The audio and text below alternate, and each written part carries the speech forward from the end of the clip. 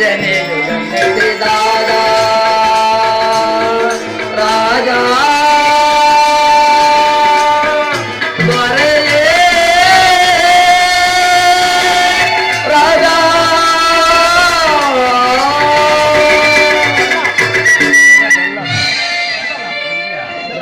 ರಾಜೇಂದ್ರ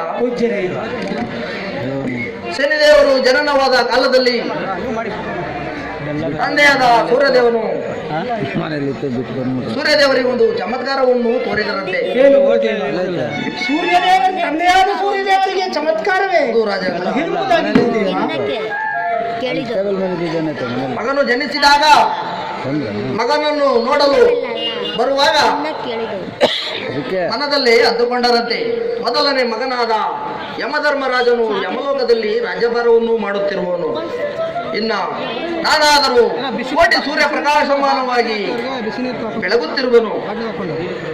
ಆದರೂ ಈಗ ಜನಿಸಿರುವ ಮಗುವಾದರೂ ನನ್ನ ರಾಜ್ಯಕ್ಕೆ ಯೋಗ್ಯನೇ ಎಂದು ಆ ಸೂಳೆ ಕಂದನನ್ನು ನೋಡೋಣ.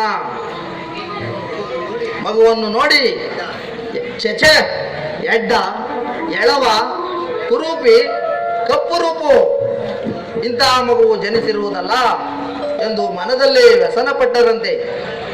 ಆವಾಗೆ ಆ ಮಗು